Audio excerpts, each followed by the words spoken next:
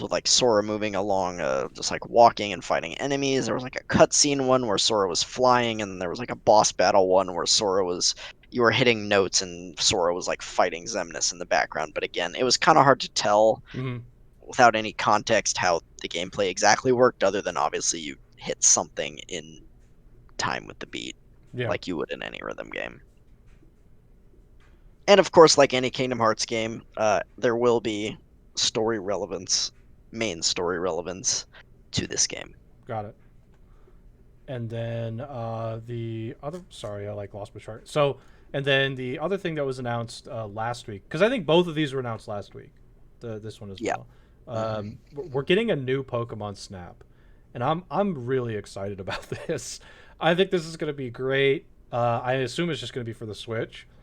Uh, I hope it plays the exact same way. I hope no changes are made. I hope it's just the same. Uh, I thought like the first one was just like a pretty fun, short little game. Except for if you were trying to like get it. I think there was like if you're trying to get everything, including Mew and all that stuff, a little bit longer. But this one, I think is going to be pretty solid. I'm excited. I can't wait to play this one too when we get there. So I don't even remember if they had a release date announced, but hopefully it's soon. Hopefully it's soon. I really want to play something like that. That'll be fun. So I think I think we're gonna actually, just to be clear, there was a little bit other gaming drama. I think we're just gonna skip the Last of Us 2 drama. I don't want to talk about it. The if you want to know more about the Last of Us 2 drama that's been going on, go look. Just type it into Google. You'll get something. There's I been mean, so much for it, so I'm not. I don't want to talk about it right now, though. okay, It's fair just like enough. it's I a mean, big thing right now. Like it's a huge thing right now. the game is people are not happy with the game Yes. generally. It's getting review bombed on Metacritic, and I think it's Metacritic somewhere in the threes right now. Yeah, it's getting destroyed. It's getting destroyed. The user score, the critic score is like 95, but the user score is like three something, I think. Yeah. Oh, it's up to four. All right, Okay, Pog. so there well, yeah. I Uh, mean, like I said, I don't want to go into detail on it, but yeah, it's getting destroyed by users. People like there have been streamers going a little bit crazy on it. I don't know. I don't know if it's I don't just don't want to go down that rabbit hole right now because I haven't played the first one. I don't want to like talk too much about it, but I think the main thing we were going to talk about today was the mixer stuff. So you sent me the mixer stuff, so you start us off. I mean, I don't know. Well, they didn't release a lot of details, but yeah, the Mixer announced today basically that they are shutting down the. I think they called it the operations side of things. I don't know what they're keeping running, but whatever. Yeah, I don't know. Basically, the site's being shut down. I believe they said it's shutting. The site is officially shutting down on July 22nd, which is a month from today. Wow, that's fast. Um, and yeah, and they put together some sort of deal with Facebook Gaming where any Mixer partners could transfer over to Facebook Gaming and be a part, like immediately get accepted as a partner on that platform. So they're Yeah. having some sort of transition for some of their streamers. Some of the bigger streamers like Ninja and Shroud have opted out of that and are just gonna. We don't know what they're gonna do yet. They haven't said, but they're either maybe they'll go back to Twitch, maybe they'll just stop streaming because they already got a boatload of money from Yeah. Mixer on their contracts. Yeah. So I I have to imagine that like Ninja in particular. I don't know about Shroud. Like I said, I know he's a big streamer, but Ninja of course is much bigger. I have to imagine Ninja made so much from the 6 months, and he makes so much from different brand deals for like commercials and stuff. I He could probably just retire today, and it'd be fine. I think yeah, he could just probably. retire today, and it'd be fine. I So did I did see something like Gathalion posted a short like Twitter video today. He said he's gonna move over to Facebook. So oh, he's gonna move over. okay, Interesting. yeah, that I'm was Gathalion I'm wondering if specifically. they, like Facebook picked up a contract as well. I'm wondering if Facebook offered him a contract. It's very Maybe, similar. Yeah, who knows? but he's a good content creator, so I'm happy for him for sure because I used to watch him. He's great. Um, but I think there's also some other things. So one thing that I saw was that they didn't. really tell many of the partnered streamers about this stuff. I'd have to like, and Classic. it's crazy. I'm sort of speculating here, but it's weird that on Twitter and such that I've been looking at it, it feels like there are plenty of people that weren't just like there was no heads up at all. It was extremely sudden, and the fact that it's just it's just like 30 days and we're done is really a small window. So I had a reenactment that I did for Spoon, so I'm going to do it for everybody here, for the folks that are watching and such. Here's my reenactment. The mixer, somebody involved with like the CFO, the person that reports to the CFO, or the random like intern that just hands the CFO something and coffee, came in and he said, "Here's the reports. Here's the quarterly report. Here's last year's fiscal reports and everything." And the CFO opened the book. He's like, "Okay, well, let's take a look." He said, "Oh, the gaming division looks like it's going the up and up. Game Pass is great. We're getting xCloud going. This is exciting. You know, we got our other software solutions that are doing well." And then he gets to Mixer. He or she, I'm sorry, 'cause I actually don't know who the CFO is. He or she gets to this, and they look at the Mixer part and go, "Is this information correct? There's a lot of red in here. I was looking at green before and it was kind of exciting, but now I'm seeing red. Care to explain?" "Yeah, so we spent like tens and millions of dollars on some content creators." "Yeah, and the numbers aren't going up. So what are we doing? Is there going to be an increase?" It's not looking good. It's not trending fast enough." "Well, oh, hold on a second. I see something else. It just says profit omega lol. Can you explain that? What does that mean?" I tell you what, we're going to shut down the Mixer division, give everybody 30 days, just find somebody to give it to. We're done. We're done here. Too much money. We're done. We're going to Heroes of the Storm this. They Heroes of the Storm did. It's like the same thing with Activision's Blizzard CFO. She took a look. She's like, "HOTS cost too much right now, guys. We're Sir, get it out." sir, should we tell anybody that we're doing this? No. No, No, we shouldn't. No. no. Just cut it. Just cut it. Maybe like Ninja and Shroud, you can tell them. Yeah, just tell them. Otherwise, who cares? Who cares? Just do it. Get it out. I don't want to see. I just don't want to see it on the reports anymore. Get it out. Too much red. They're flipping through that folder and it's like 3 full pages of red, and they're like, nah, that's too much. Yeah, they That's just not like to the happening. Mixer part, and they're having to do like their investor call. They'll do their like board call with like investors, such like, one of the investors like has a question. "Yeah, what's with the Mixer part? I'm just seeing a lot of lulls, laughing emojis. I don't understand this. I'm like 70 years old, so you're gonna have to bear. You know, I don't get these. What does these mean?" The Mixer division is, it's garbage right now. So we just put some funny little emojis, something to cheer you up. We thought it would be funny." It's like, yeah, but it's not working. So let's pull the plug. It's just like it's the total like big company thing to do. It's like a Google thing to do, actually. Now that I'm thinking about it, Yeah, no, that's the Google strategy. It's like, all right, let's try this out. 6 months later, it didn't work. Pull the plug. We're done. Google's like, "Yeah, remember Google Glass? Yeah, it doesn't seem like it's working. Yeah, we're done. We're done." Speaking of which, when are they gonna shut down Stadia? Because that's a freaking train Oh my wreck. god, I'm getting ads for Stadia now. Why am Yeah, I me getting ads too. for Stadia? I'm so tired of getting those ads because they like try and show all the cool games, and there's like maybe one that's mildly interesting, and then they show a bunch of like indie games, and I'm like, okay, if you're gonna show off games for Stadia, maybe more of like the big titles, maybe not the 5 random indie games that nobody's ever heard of. So, the Mixer thing is just okay. Amy Hood. Okay, Amy Hood's the CFO. Thank you for fact checking that. Actually, like I didn't want to like I didn't want to be a jerk about this, but this is one of those like big company Google X. They're just like when they close the door on something, they don't gently close it. They slam it, break the glass window on top of it, light it on fire, and then say adios. They don't. It's not like a subtle thing. This is so common, and it's kind of frustrating for the people that use it. I really do feel for the Mixer non-partners. I'm not going to say the partners. The non-partners on Mixer, I feel for those people actually, because now their choice, because they're not going to get offered partner by Facebook automatically like those other Mixer partners are. I Nope. only feel slightly bad for the Mixer partners.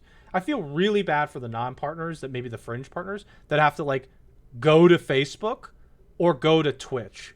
And there's a third one I'm not gonna. I didn't mention here. Caffeine. You could go there, I guess. Omega lol. I'll just end that right there. Like, Caffeine just I'm gets like a bunch of celebrities to stream on their thing, and it's just like, okay, cool. Like, I don't I care. I am surprised that site still exists.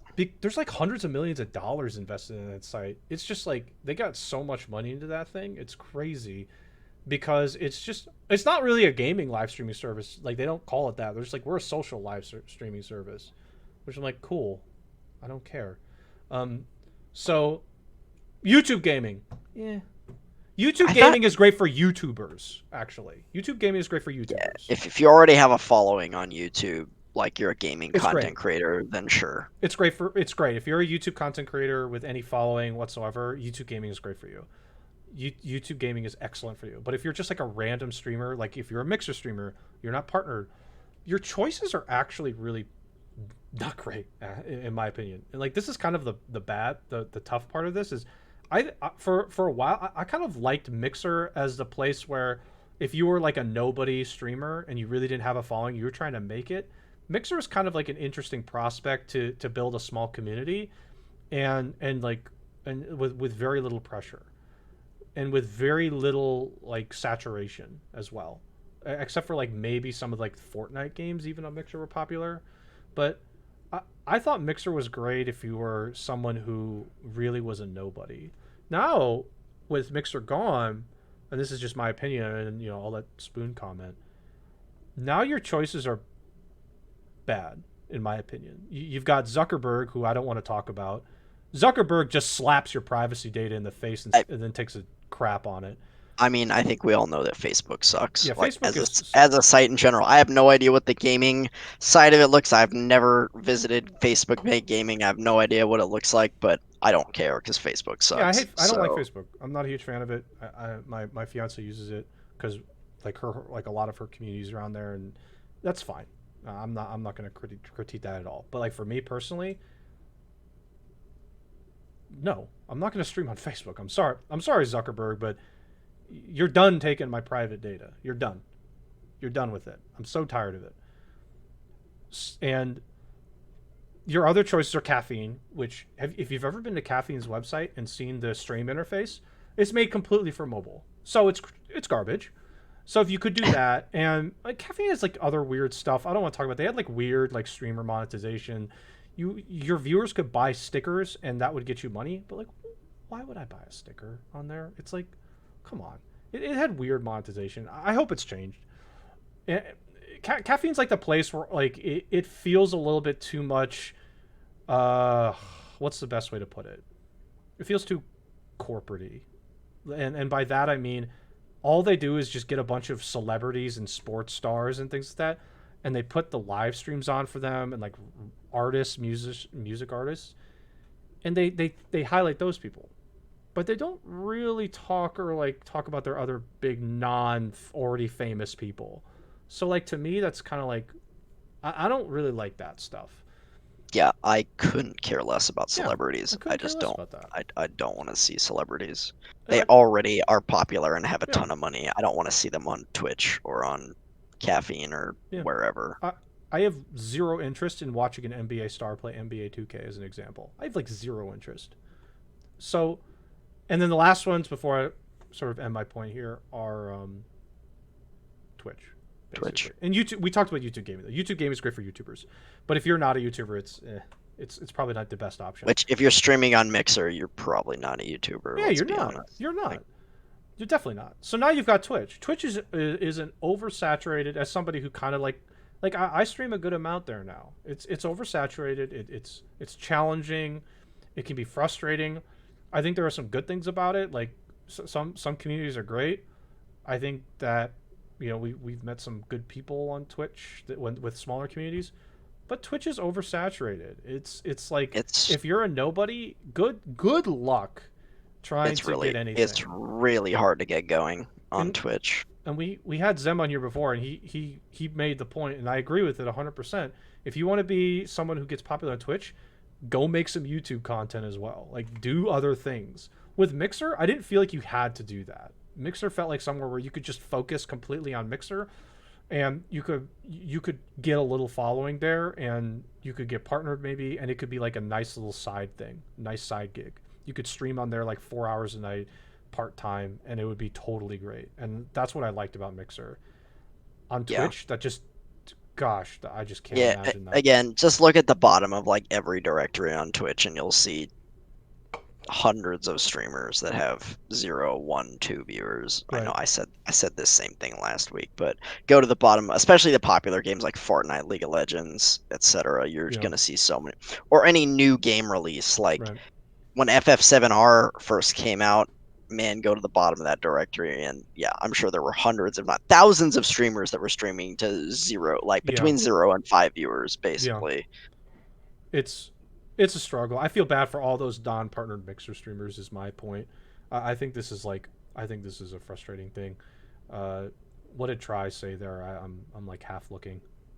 Do you think the streamer buyout contracts will fade away now that Mixer failed so massively after spending so much money? No, not at all. Not at all. In my opinion, I don't know how Spoon feels. You mean in general, like that sites will stop buying people out? Is that the I question? think that's the question. Will sites continue to like sign Ninja to a deal as an example? In like, yeah, uh, uh, that's not good. That's not stopping. I mean, I don't think.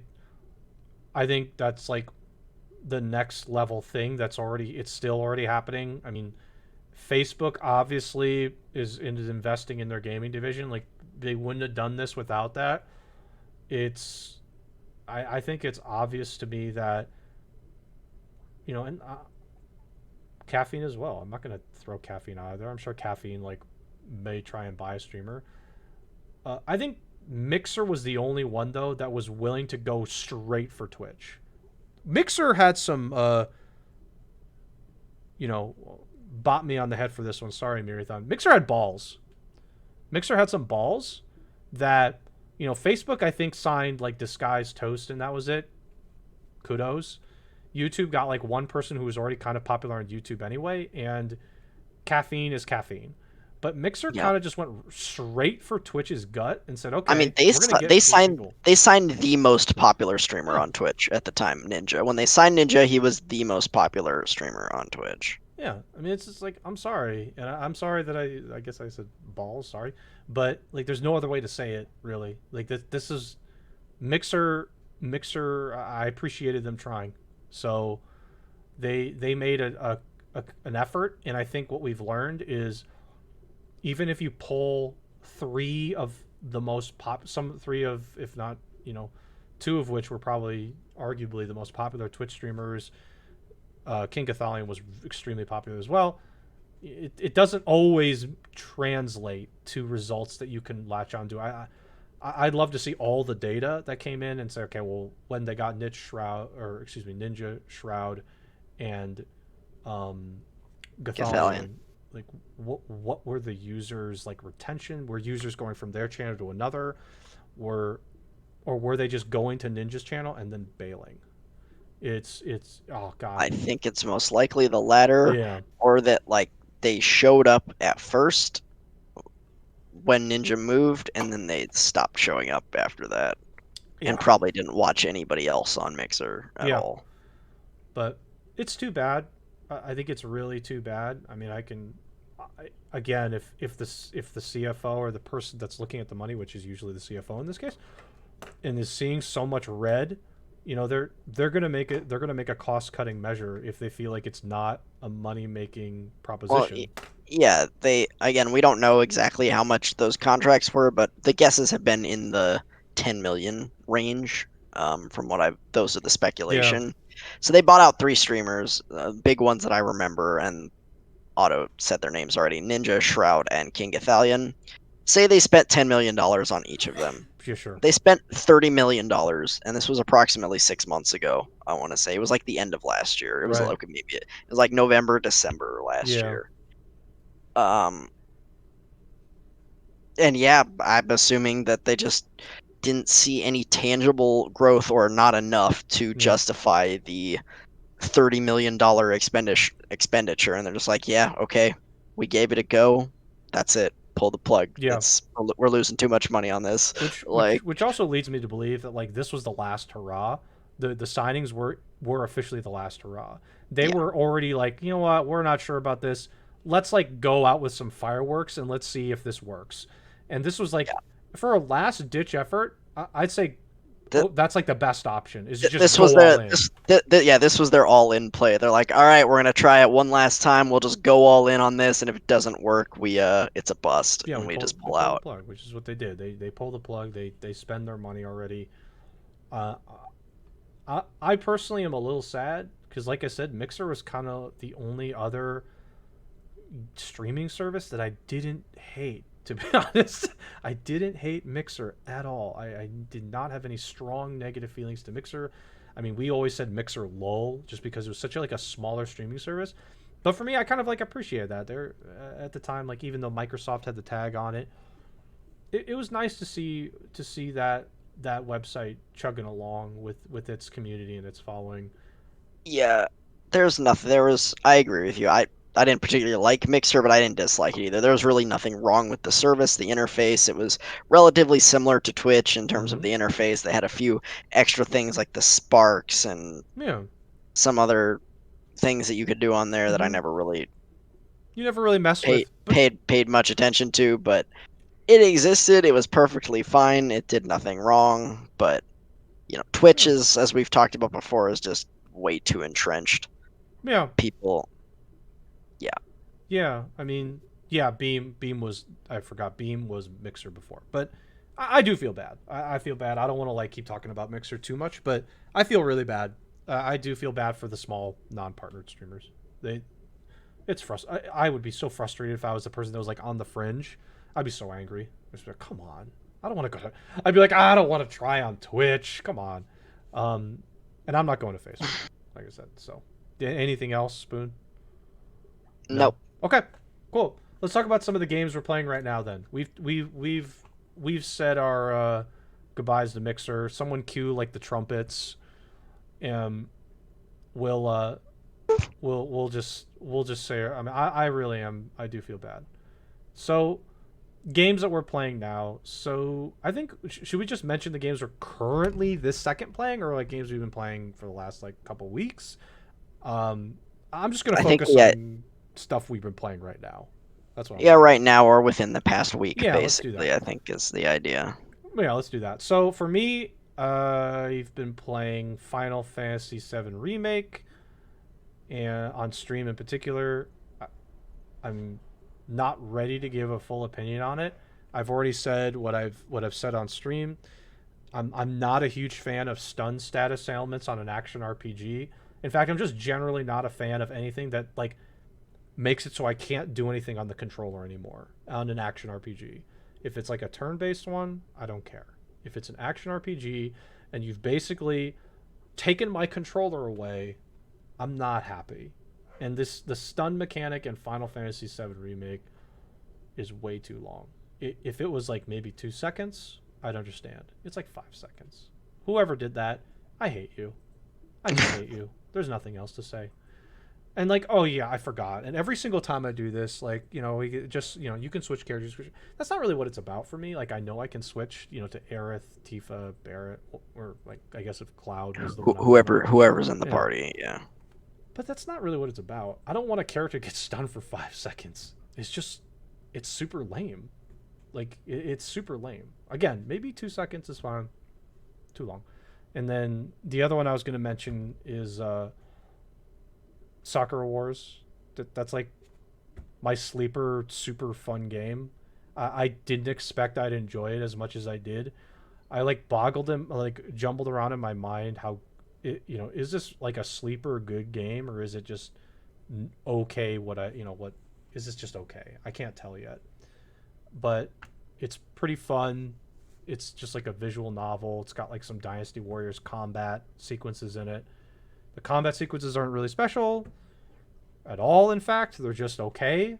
They're not too long, so it's not like oppressive or frustrating. But they're not challenging, so I can't really give it credit for any challenge. I've never been challenged in any of those.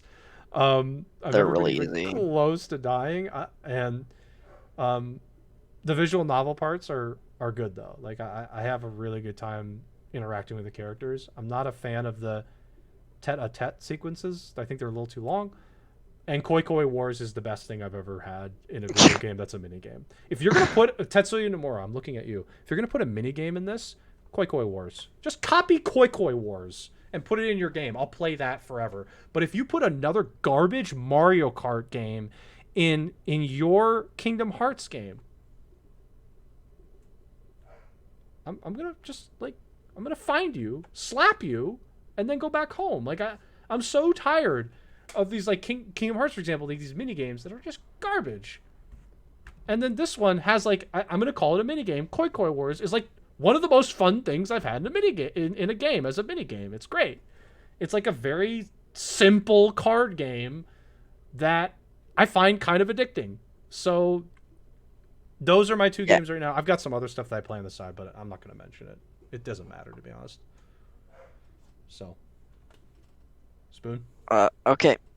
Yeah, so last week I finished AI the Somnium Files, and we will likely talk about that as well as Sakura Wars on a future stream, so I'll save my thoughts Yeah.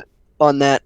Overall, I think it's a really enjoyable game. If you like visual novels, cool stories, cool characters, it's a cool game. Yeah. Highly recommend. Um, I've been playing. I've been playing the new Kingdom Hearts 2 Final Mix randomizer. We're I'm have a co-op team with our good buddy Dodge. We're Mm-hmm. going to be doing the league they're setting up for that, and there's been again, I don't want to get into it. There's been a little bit of drama along with that, but we're not going to talk about that. The randomizer is really fun. It's just a new way to play Kingdom Hearts 2. Mm-hmm. Basically, I'll explain it quickly. They've randomized the basically all the chests, the abilities, um, yeah, and the items that you can pick up are randomized Mm-hmm. throughout the game. So, and they've used the Garden of Assemblage as the hub. So the gummy map doesn't exist in the randomizer. Okay. Um, so you just go to the when you hit the world map from any world, you just go back to the Garden of Assemblage, which is the area where Data Org is. Okay. Um, and So, then wait, you wait, can go to wait. any. You skipped the gummy missions completely. Yeah, they took out Oh, the gummy. that They sounds they, they took out great. the gummy missions Oh my gosh. entirely. I wish they'd add that to every Kingdom Hearts game. That'd be great. Yeah, so you go around just trying to pick stuff up, and the way it's designed is that if you there's the three proofs which you collect from doing end game bosses in the main game. Um, when you collect those three, then you can go through the door in the world that never was that leads to the Sure. final bosses. So the main objective is to collect the three proofs and then go beat the final boss gauntlet. And they also took out they've done a few quality of life improvements to a few of the fights here and there. Like they took out the Dragon Zemnis fight in the final boss gauntlet because it's just kind of a stupid mini Yeah, game. it's dumb. Like, Yeah. Good. and they made it so the Oogie Boogie boss fight you only have to knock him down once and then you can just kill him, as Oh, that's opposed to beautiful. having to spend 4 minutes on that fight. It only Yeah. takes like maybe a minute now. Um, That's beautiful though. so yeah, they made a few quality of life improvements here and there to some of the fights like that. It's really fun if you love Kingdom Hearts 2. I highly recommend checking it out Mm-hmm. if your computer can handle like the emulator. Um, so yeah, that's been fun. And I on the side a little bit, I've been playing this 4X game that I like called Endless Space 2. But Yeah, you told me about this one a little bit briefly. yep, I mean it's a sci-fi, basically sci-fi civilization, if I would put it in the simplest terms. Again, I think we'll save that for another day. More discussion on that. We're thinking about having 4X as a topic in the future, so we'll Can put you that off. define 4X for everybody just so they know? I didn't Oh, even know this, so 4X is the genre of strategy games that is similar to basically Civilization. The 4X's stand for explore. Let's see, explore, expand, exploit, and exterminate. So they're four E words that are EX basically, mm-hmm. so they call it 4X. And yeah, they generally tend to be very long form games. Like it'll take like 6 to 8 hours to actually play a full game. Yeah, they tend to be very long, very strategic, lots of resources to manage, lots of stuff to go on. But if you're Right. into strategy games and that kind of thing, I really enjoyed 4X games myself. Civilization, This is fun. um, yeah, It's pretty fun. It's multiplayer's pretty good too, but I don't know if I can play with Spoon anymore. He cheats. I, He cheats. we You know. we literally played once, and And he cheated. totally He and cheated. I was totally destroying you. So He cheated. He you cheated. just decided to spite me and just war me the whole time, which makes your amenities go to crap. So yeah, All I heard was I cheated. Ha ha ha. Screw you. Um, get but get good, that's scrub. yeah. It's probably more like what it was. Get good. So okay. Yeah. I mean, I think that's pretty good. Yeah, we'll definitely get to like the AI Somnium files and Soccer Wars. We're going to package that actually at some point, hopefully soon, because I can't wait to talk about Soccer Wars with Spoon. I, I think it's sleeper great, and I don't know. I think he just thinks it's okay. I think it's like a sleeper great game, um, but I can't wait to have that conversation. So let's now get to the topic at hand. I think everybody's favorite thing, clearly, is when they buy a video game. Okay, For $60. $60, Yeah, yeah, you full put down price. $60. You're thinking, yeah, I'm gonna have some fun tonight. I'm gonna play Fallout 76, and they get the game. And let's say Fallout 76 is functional, and that's a tough sell already because it's garbage.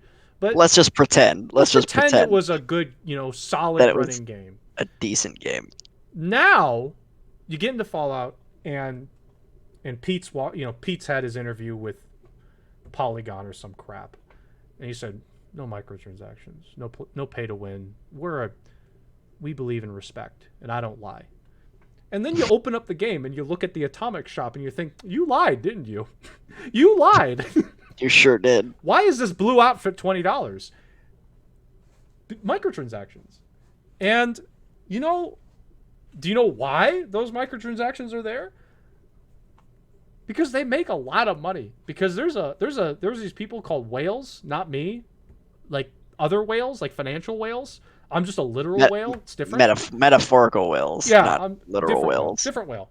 So these whales are like, it's crazy. Yeah, this is something I didn't tell people before, but some years ago, I went to like a little like presentation, we'll say, and somebody was giving like a talk about mobile games, and I've seen some other ones online.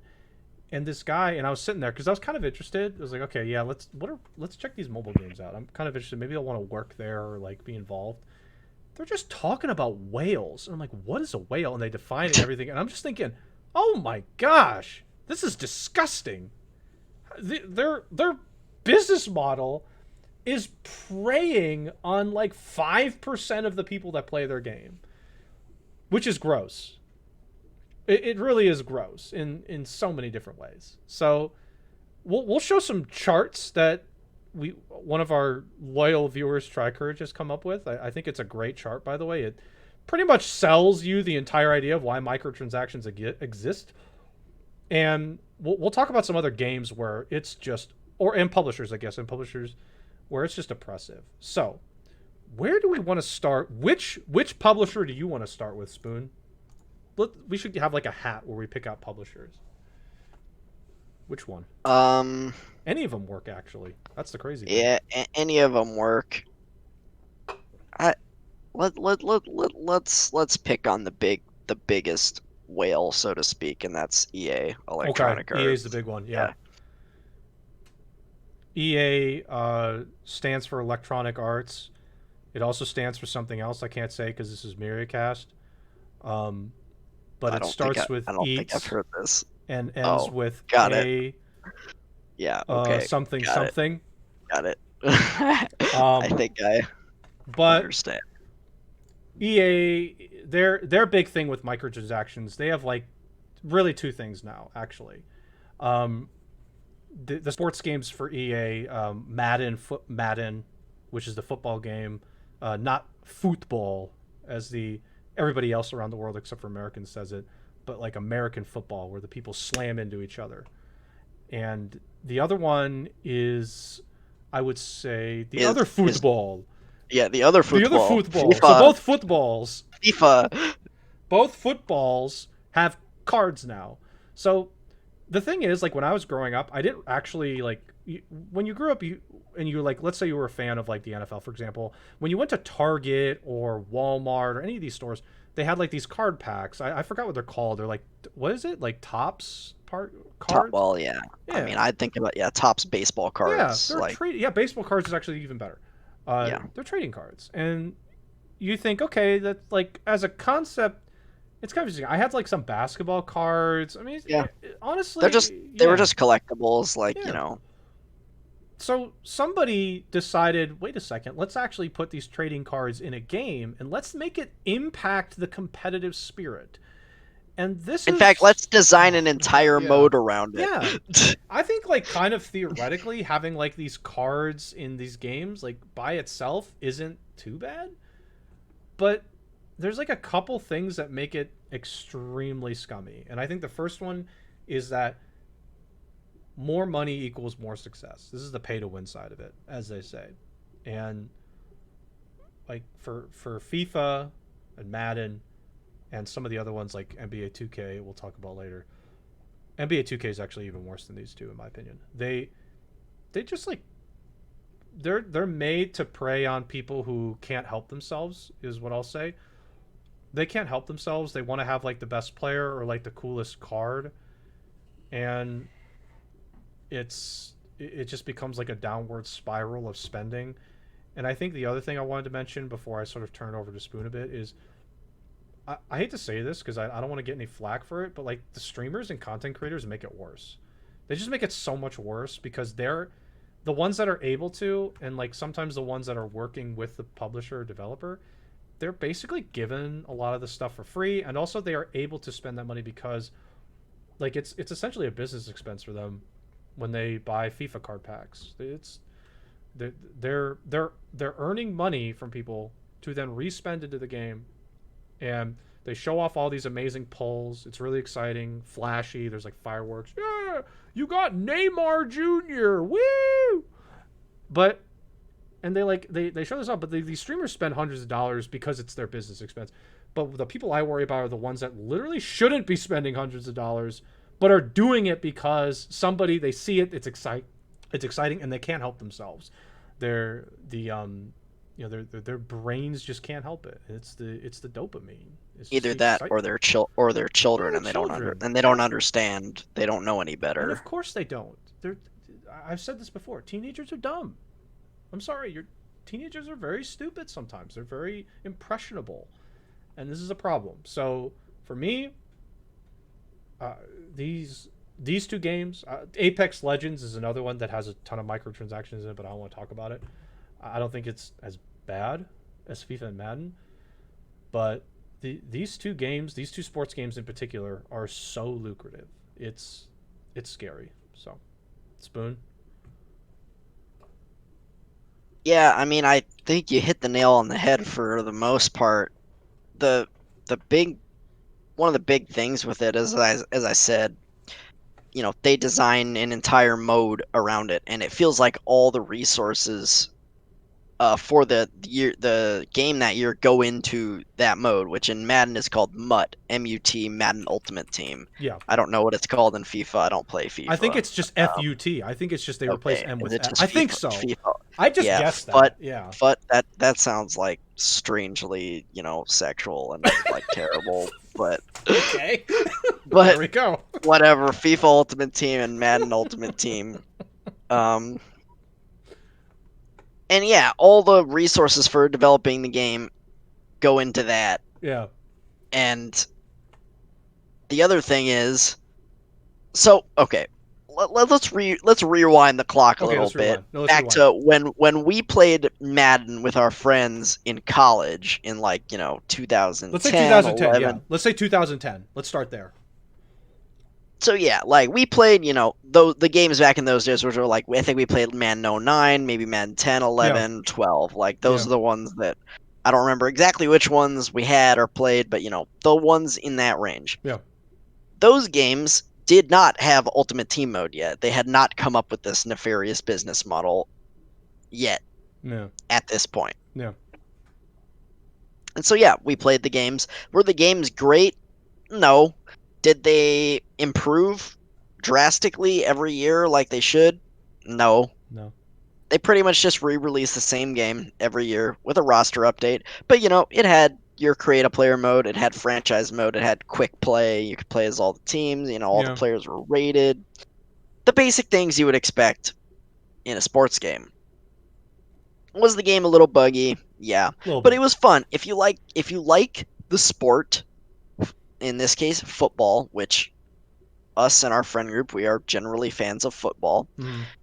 Um, it's fun. It's just fun to play. Pick your favorite team. We played a franchise mode with four players in our Yeah. apartment, and we all played one team in the same like we all played in the same division. There's four teams in each division in football, so we had played each other twice, and we played for the. And I think actually you and I ended up being in like the Super Bowl against each Something like other, that. I don't and remember. and you beat me.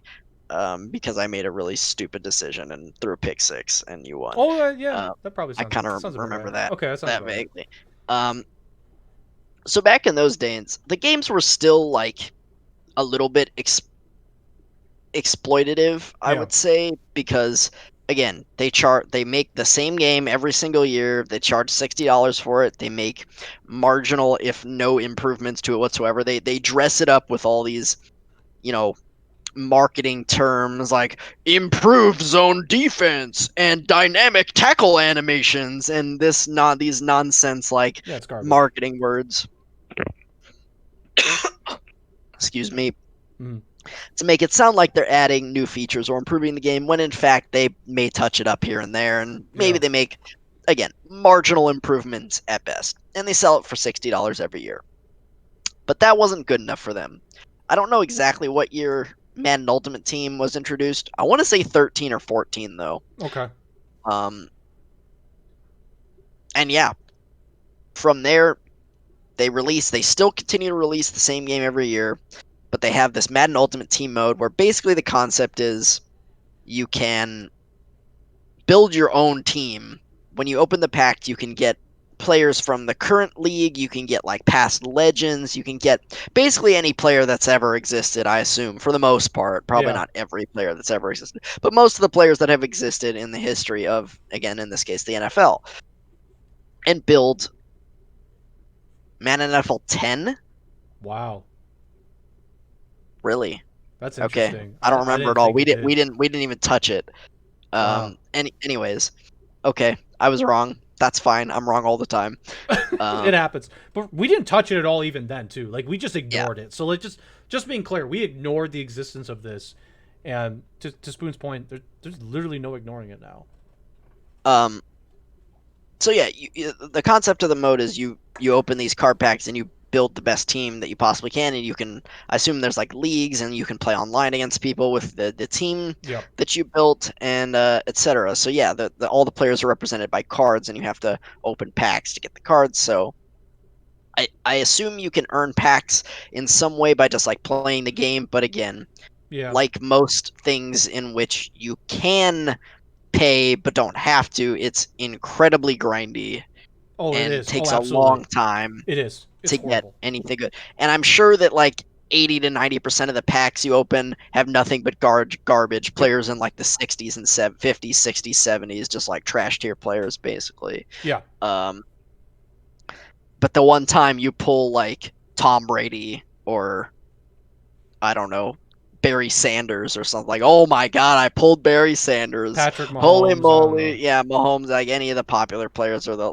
legend players. Yeah. It's And the whole game at this point is designed around this mode. They don't really, once Madden Ultimate Team got popular, they really don't touch any of the other modes anymore. In fact, they like pull features out of the other they modes do, and only focus on Ultimate Team mode. And the worst part is that, again, you have to buy the $60 game every year, and you cannot carry over any of the cards or any of the players that you would yeah, earn in the previous year's version to the next one. You literally have to start from scratch every single year when the new game comes out. which is crazy to me. There's absolutely no excuse for it either. all your accounts are essentially this on the same. So let's say I get it for PS4. Let's say I get like the previous year's FIFA for PS4, and then I get the next year's one. It's all in the same EA account. It's the same EA account. There's no reason that you can't get some semblance of reward or loyalty to getting the next year's one.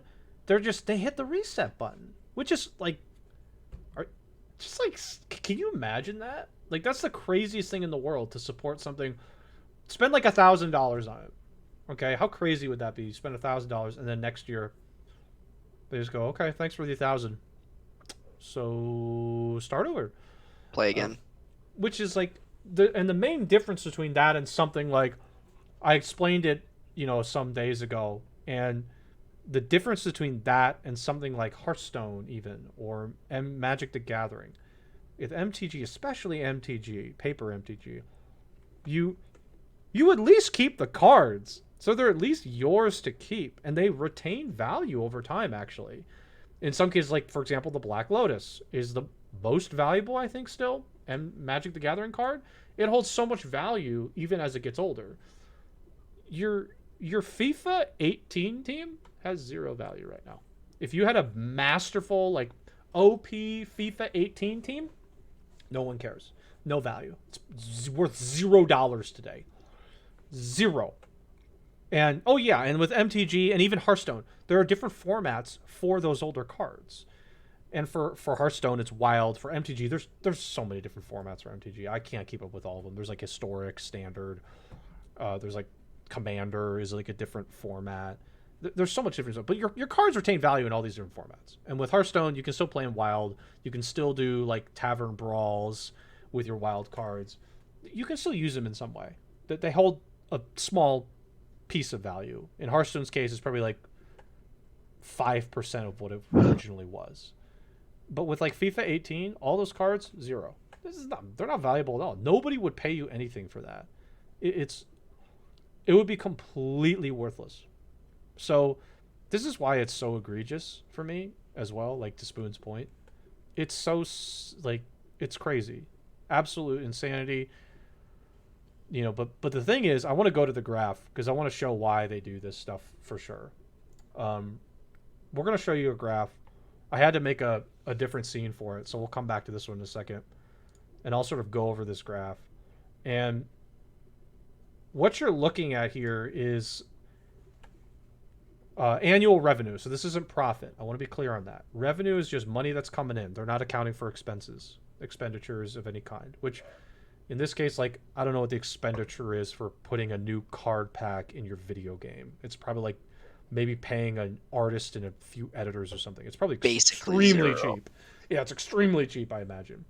One thing I'd like to point out too is, we'll get to the other publishers. Like, you look at Ubisoft is like that, like light green. I don't know what to call it, like turquoise. Yeah, Uh, light green. yeah, It's light green. EA is the yellow one, and we have Take Two, which is 2K Games. 2K, and they have Rockstar as well. I don't know about Epic Games actually. I don't think 2K owns Epic Games. And you have Activision Blizzard. Activision Blizzard, by the way, just for disclosure, owns King Games, so they have like Candy Crush. So of course they're going to be extremely high. And one thing with EA is, you'll notice that over time, this like, the percentage of revenue that's been dictated by additional content. So that's including DLC. That's including the microtransactions we just discussed, any and all subscriptions, and in-game, I guess, like, sales. I don't know what other in-game sales there would be besides that, to be honest with you. But any of that stuff goes under that umbrella. And today, just looking at this one today, almost all of them are 50%. 50% of the revenue coming in is strictly from added on content, which is absolute insanity. Like, I can't imagine Ubisoft at that 10% margin being like, what are we doing? We're at only 10% of our revenues coming from added on content. We need to bump that up. And it shows, by the way, that Ubisoft is doing that. It definitely shows. We'll talk about that. Put that EXP booster in Assassin's Creed. Yeah. Get that going, dude. So I'm going to get off the graph again. We'll show it again if it's relevant. But yeah, I mean, with EA, there's some other ones too. I want to talk about The Sims for EA. Okay. Somebody Oh did some math on gosh. The Sims, the recent Sims game. It costs 500 euros to have the entire Sims package now. That includes all the DLC. The Sims does Yeah, mostly DLC. I actually saw a picture of this, like, I think it was actually on Facebook today from one of my friends on Facebook. They're like, Yeah, because the Sims, all EA just put all their stuff on Steam. If you go to the Sims on Steam, in order like to buy all the DLC, it was like $530 or something like that. It's like, unbelievable. To okay. to play the game as is now, which by the way, with The Sims, I want to be I want to be clear on this. Like the base game of The Sims, I think is fine. I actually own the base game of Sims 4. I think I got it. I don't remember how. I don't remember if I like bought it or whatever. It's pretty fun. Like it's kind of enjoyable, but there are so many DLCs for this game. Like I, I don't know what else to say. Like you could buy a console, you could buy like an okay PC for the amount of money you would spend on all the Sims 4 DLCs and stuff. It's just like crazy. And you're missing like if you don't buy all that DLC, there's a bunch of content you're missing out on now. And like I don't know like how different the game is with or without it. I think it's just like egregious. I can't believe like some of that content isn't just like free at this point. But it's The Sims is horrible too, and that The Sims and like Apex Legends account for quite a bit of revenue coming in. It it's absolutely insane. Like there's a reason why a lot of these publishers are trying to push games like Diablo Immortal. Like why would Blizzard not want to push out Activision Blizzard not want to push out a Diablo Immortal? Diablo Immortal would probably make more money than almost any of their other games if they push that out, and that's not even a joke. It would make so much money for them. It would be completely out of control. So that's the reason why you get stuff like this. You get Diablo Immortal basically is because the CFO looked at the book and said, we make a lot of money on these microtransactions. Let's make more mobile games. Those make money, and we don't have to do anything. It's like half the cost to make this garbage. They don't have to spend as much to develop it. And they can just make it look like garbage. Nobody cares. Have you seen like Raid Shadow Legends, for example? It looks like trash. It looks like a PS1 game. It's poo poo. But they can make it look like that because it's mobile, and people will still buy all the garbage. So it's just like bad. And with Ubisoft, there's also another one I want to talk about with Shadow of War. I don't think you played. Did you play Shadow of War, Spoon? I I don't. did. You did. I didn't beat it, but That's I okay. did play a good chunk of it. You didn't have to beat it, but you definitely encountered. They had an in-game loot box. They had Yep. a non-online loot box in this game, and you could buy these too. I'm just like, why would you put this in there? And again, the reason why is because, and let's go to the graph again. This is the reason. This is the only reason that this garbage goes in here. So that's it. So I think it for me, like it's kind of sad because I know why they do it. We all do, and we've gotten to a point now with games too where there's like I see this opinion sometimes, and I don't know how I feel about it. I'm kind of 50-50 on it. Where they're like, oh, well, how are they going to make the money if they don't put these in there? They sell the game, but how are they gonna keep making that money back if they don't? And like with free games, you can understand like with a League of Legends, they're selling you skins, non-competitive advantage things to try and recoup some of the costs that they're spending maintaining this game. And the skins, they look pretty good, I guess. If you want to look cooler as you play, I'm down for that. You're totally up to you. I spent some money on Heroes of the Storm, for example, on some of the cosmetics. That's totally up to you. If it doesn't change the fabric of the game, whatever. Like the competitive side of it. But like, then you get the ones that are like Battlefront 2, where they originally had loot boxes that provided competitive advantage cards in the game, and the best way to get that competitive advantage was to get more loot boxes. And how you did it? Well, you got to spend more money.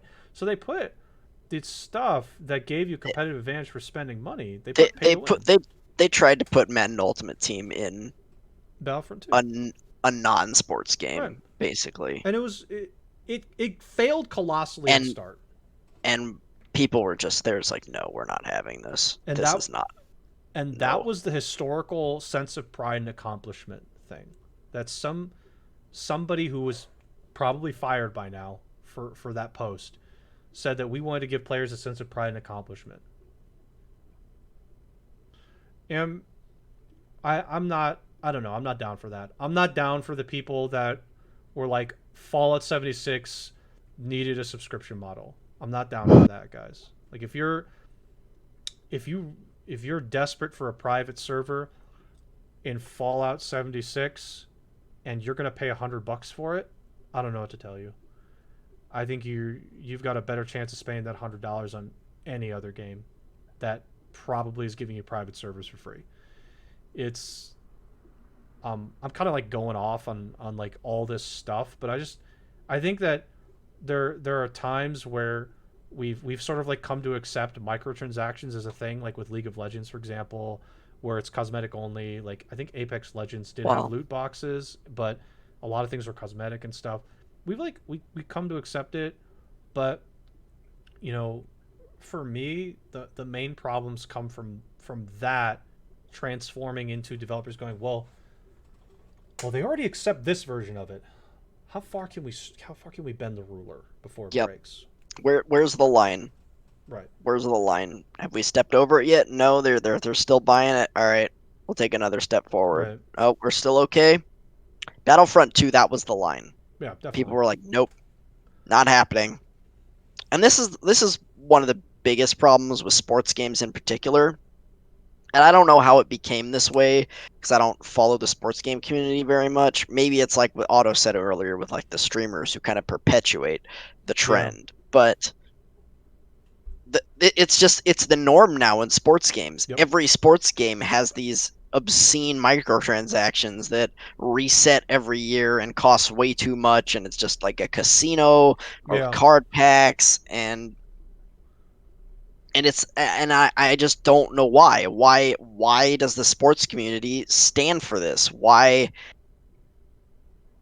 if we want to see change on these issues, if you're tired of microtransactions in your game, which again in the sports community it doesn't seem like they are, they don't seem to care. No, they don't. But if you don't want to see this, if you just want to buy your game for $60 and maybe have, maybe some cosmetics, some other stuff, whatever, add-ons, okay, fine. But if you want to see this not in your games, you need to not buy Madden. Next year when Madden comes out, don't buy it. Or just Or don't. if you're gonna buy Yeah. Madden, don't play Yeah. Ultimate Team That's or what I was gonna say. don't buy the microtransactions. Yeah. Don't do it. Yep. That's number one. Number two, that we could possibly see this change if there was some sort of government regulation. But in the United States, that's not going to happen.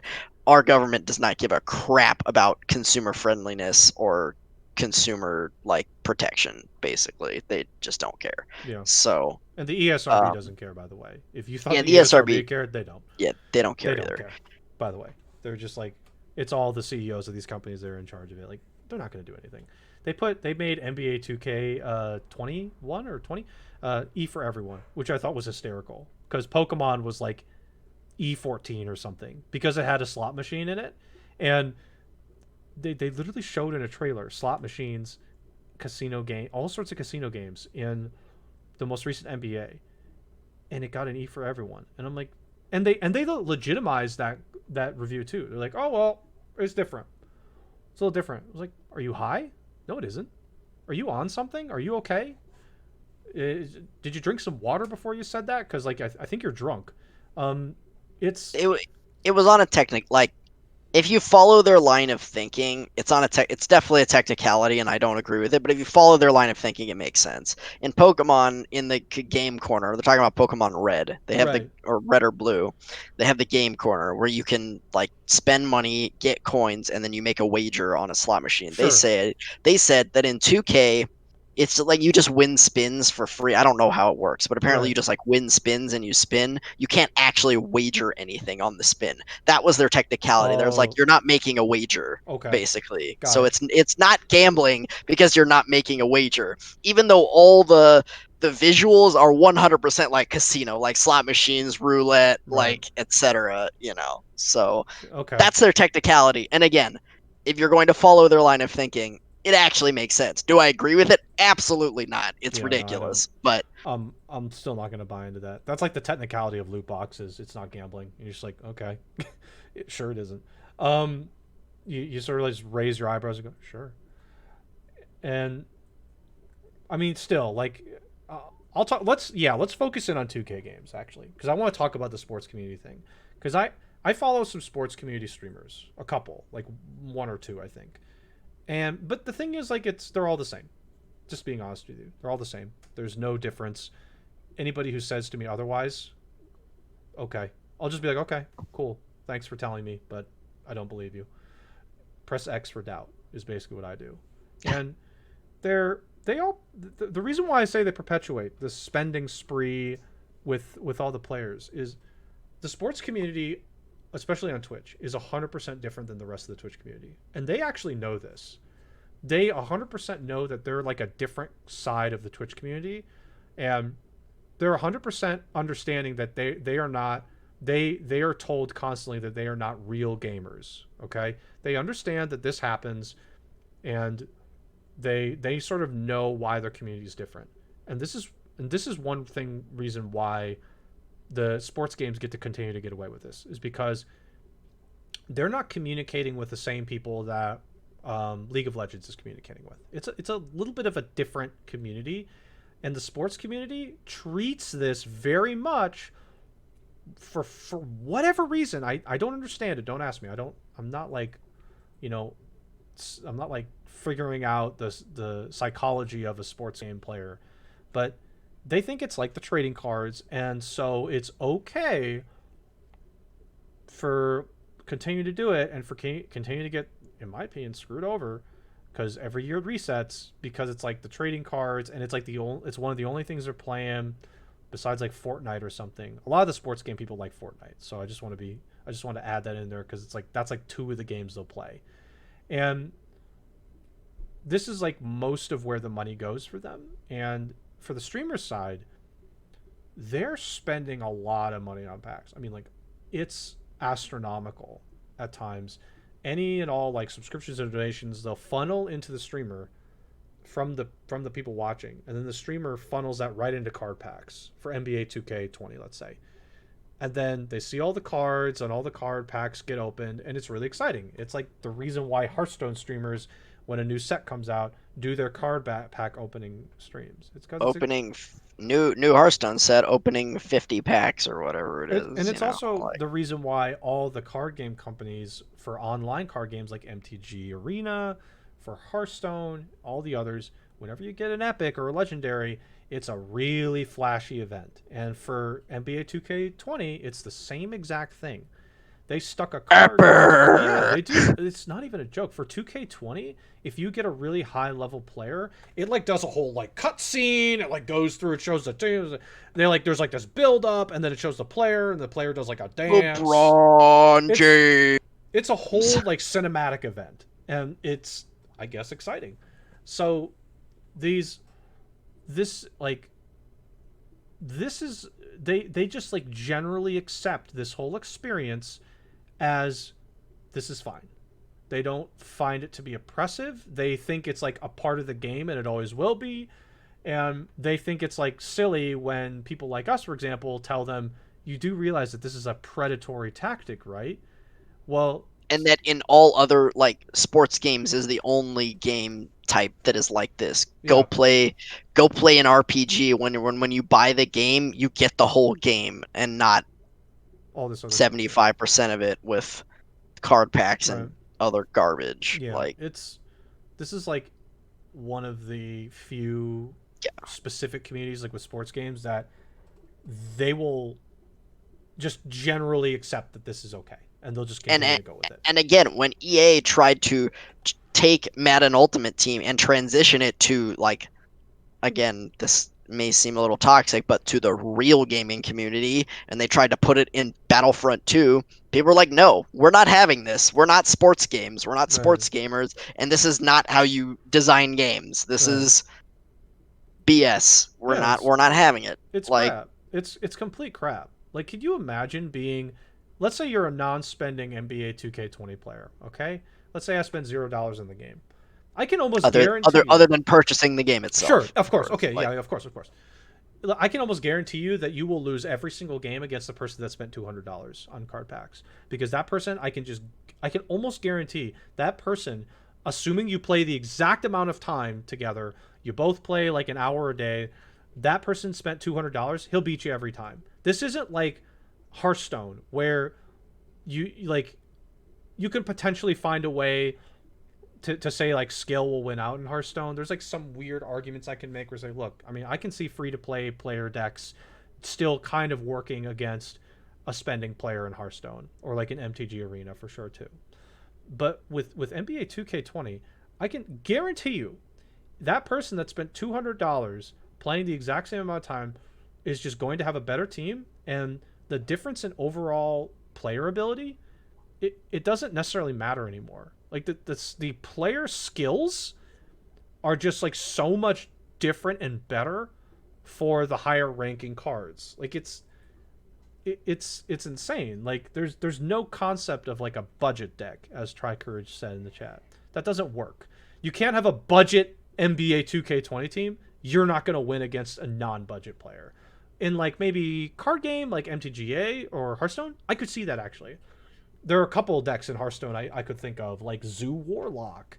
That's a budget deck sometimes, and that works on plenty of ranked ladders. It does.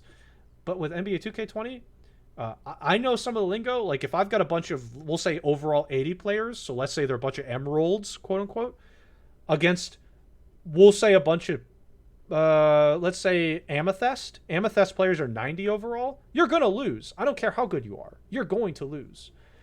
You're just going to lose. And that's the core fundamental problem that Battlefront 2 had. And everybody's like, no, don't do that. That doesn't work, Battlefront 2. We're not going to play this game if you have these mechanics in here. But for sports games, it doesn't matter. And that's why with sports games are probably some of the most lucrative microtransaction games out there. And besides like Fortnite, obviously, and like League of Legends, like sports games make so much, and it is gross. It is gross. Like I bought the most recent FIFA that came out like a while ago. It was $10. I'm not going to spend a dime on anything outside of the like single player franchise modes. So this is like, it's disgusting. Some of the microtransaction plays that these people will put out there, and anybody who tries to legitimize it, to me in particular, I'm just gonna be like, okay, whatever helps you sleep at night, buddy, but you are still a predator on the people that maybe don't know any better or maybe can't make a judgment call for themselves. So I don't know. That's my rant on that. yeah, I mean, we could go on for hours about this, how awful it is. You could also go watch many of the other gaming content creators like Angry Joe or Young Yeah or etc. who every year when the sports games come out, they'll go on another rant, kind of It's like we are disgusting right now, because they know it's about how disgusting. awful these games are and how people need to stop buying them, or at the very least, stop buying the microtransactions Right. to tell. Because the only thing that speaks to these companies is the moolah, It's true. the money. It, If they stop making money on this, I don't know if they'll take it out of the game, but they'll change their tactic at the very yep. least. Like, They'll make a change. Mixer's example of that. Mixer didn't make enough, I imagine. Changes were made. You gotta hit them where it hurts. Really, that's like the one thing that will make them understand. And some of them don't learn. Ubisoft still isn't learning. I can't imagine why they're not learning. I just think they're like getting this feedback sometimes, and they go, oh well, yeah, whatever. Let's put it in the next game. Like with Ghost Recon Breakpoint, just call it Ghost Recon Microtransaction. That was so much. That would be so much more accurate, and I'd appreciate it. It's like, could literally buy like anything in that game: yeah, guns, skins, like skill points. yep. And that I flopped don't even hard. know. That game flopped hard. Ubisoft like acknowledged it flopped hard, and they were just like, well, that kind of screwed up our fiscal year. Um, Well, they spend all their time and resources developing the Right. microtransactions in the game, and they don't develop the actual game and making a fun game. Yep. I feel like these companies, I mean, I know the whales and the microtransaction to make way more money probably than a game with no microtransactions in it. But the thing is, I feel like a lot of these companies have just gotten so greedy and they've forgotten the concept of, hey, if we make a good game, people will like it and will keep buying the game the next game. Like Right. that used to be Blizzard is a good example of this. Blizzard used to Yep. be, in my opinion, one of the best video game developers out there. Every game they released was a quality product. You knew you could easily pre-order Blizzard games and knew no you were getting a great game Yep. every time you made it. Every time you made a purchase of one of those their games. And now, I mean, they've pretty much just been taken over by Activision and you don't know what you're getting with Blizzard. I have no clue. It Yeah. it's just It's a yeah. it's a And nightmare. Blizzard built a following on making great games. And they had a convention in BlizzCon. And then and yeah, and look what happened again, even with EA this past year, Jedi Fallen Order.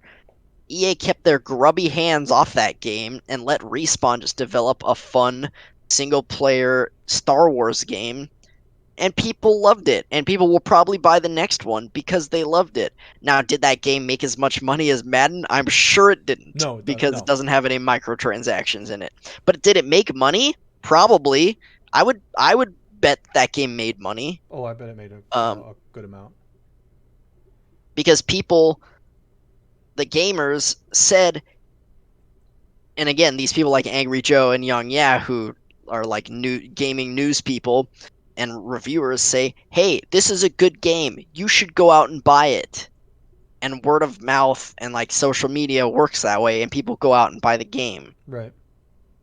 So, I again, I know microtransactions make way more money, and they're gonna keep doing it if they keep making money on it. But there is also the old-fashioned strategy of, hey, let's just make a good game, and then people will buy it because it's a good game, and they will support us as a company and Right. continue to buy our games because we make good games.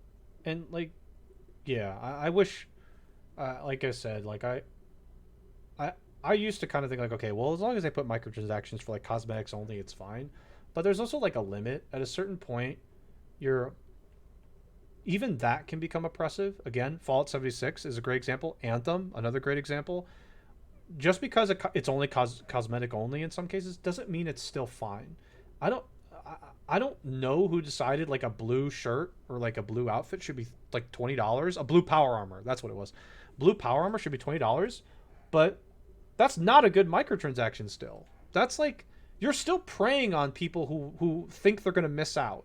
The fear of missing out is what some of them are trying to do now on top of these. And this is also problematic. The yeah, like Anthem had this, and I think Fallout 76 had it too, where they're like, oh well, this is only going to be around for 7 days, so we're going to overprice it, and if you don't get it, it's not coming back. That's Yep. still oppressive to me. It's still like it's still gross. It's still like Yeah, you're it is. preying on somebody who can't, who wants to have everything. The collectors out there, you know, like for you, Spoon, like you go and get like platinum trophies in a game. Like that's like a collector's mentality. You're trying to get all the achievements.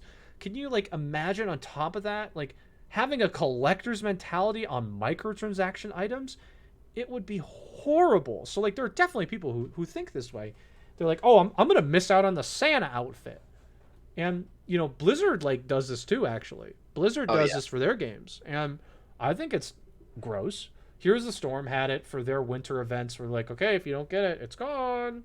Summer pool party event, pool party So it's skins. around for like a month. Now they're around for like 6 months because nothing ever really Yeah. changes that much anymore. But like I'm sure Overwatch has the same thing. It's like, oh, did you miss the Halloween event?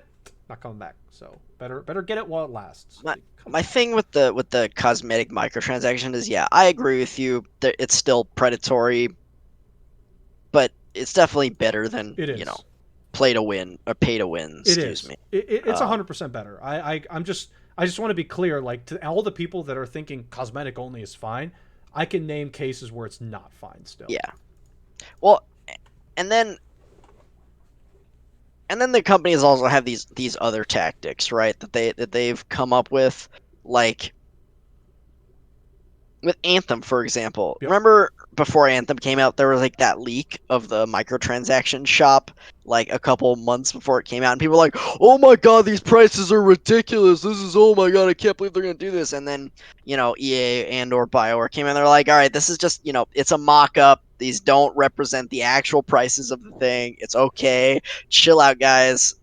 And then the thing comes out and it's still expensive, but it's not as expensive, so it's like, oh, it's this like two steps over the line but one step back, but it's like you're still over the line Right. though. But people are like, oh, they listened to fan feedback, they reduced the prices because we saw it and we Yep. complained. It's like, no, they didn't. That was Bethesda did just like this. a tactic. Bethesda did it. It's the fake. I don't know what the real term is, but I'm just going to call it a fake sale.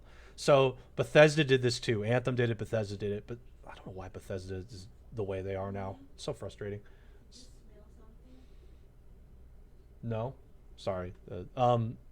So like they had this fake sale tactic. It's the idea is like with Anthem, they they accidentally leak the prices. Let's say they leak it at $30, whatever. So they leak the cosmetics like $30, whatever. They like, oops, no, that's just a mock-up. It's not. It's a test.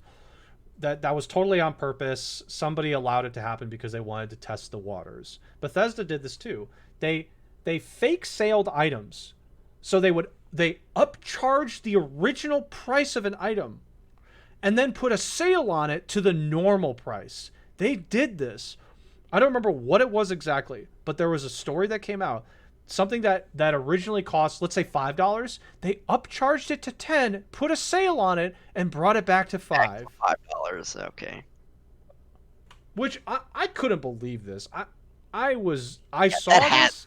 that has to be illegal. Like, there's just no It was way that's not unbelievable. illegal. It can't be Like, legal. It can't be legal. So with Anthem, that was totally it's a fake sale. It's like, oh well, that was a mock up. It was illegal. It wasn't on purpose. Don't worry about it, guys. And then they release it, and it's like maybe $5 cheaper from $20. So now it's $15 yeah, opposed to 20. It 15 instead seems of 20. cheaper. Seems like a better deal. I'm going for it. It's the reason why things are priced It seems like they listened to right. feedback, but they didn't. It's the reason why things are priced $14.95 as opposed to $15. It seems less.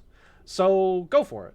And ugh, God, it's still disgusting. Yeah. The other thing I don't get about the cosmetics, or at least in general, the pricing of these microtransactions, again, I'm no economist, I'm no marketing expert, but you'd think that if they sold things for cheaper, that more people would buy them and they would make more money. Mm, But I guess their models just show that, like, hey, if we just overcharge for everything, yeah, like 90% of the people won't buy anything, but then we'll have those people that buy everything and we'll make way more money. That I yeah, guess that's what their numbers say, but at least for me, if their skins were like $2 or $3 as opposed to $10, I may be more inclined to buy them every now than again. But if you're charging $10 for one skin, I'm like, nah, that's so much. It's right, one skin, $10. That's a 1/6 of the cost of the entire game yeah, for a skin. yeah. I don't think I, so. Like, yeah.